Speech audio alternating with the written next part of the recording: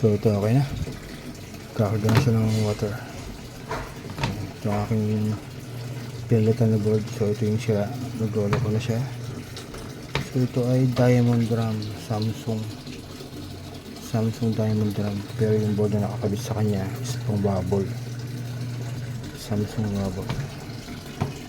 Buti lang marami akong stock na board.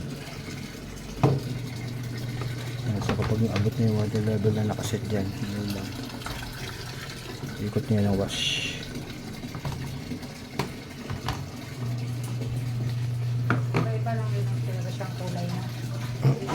Parang kulay. Pareho lang din po siya.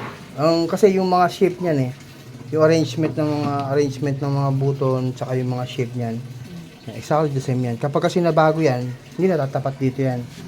Ito yung sa display niyan.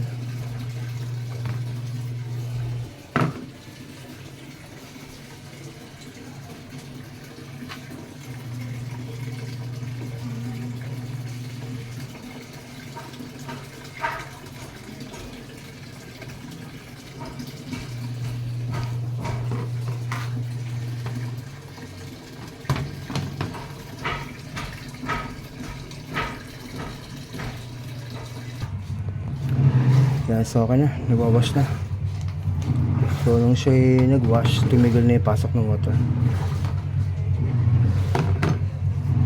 Tugtagan ko yung water level.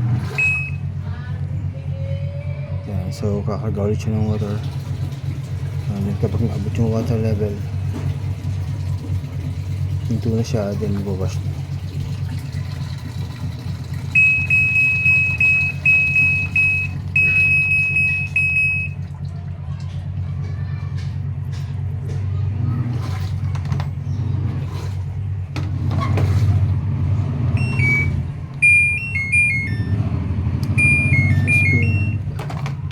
Spin yung dulo niya. Spin. Start.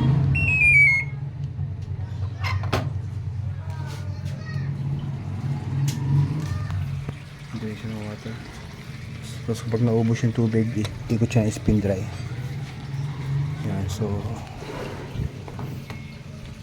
okay na yung wash niya. Nag-wash na siya, then tumigil yung pasok ng water. So ngayon dry naman. Pag unikot siya ng spin dry, so okay na, kompleto na yung function niya, all good na.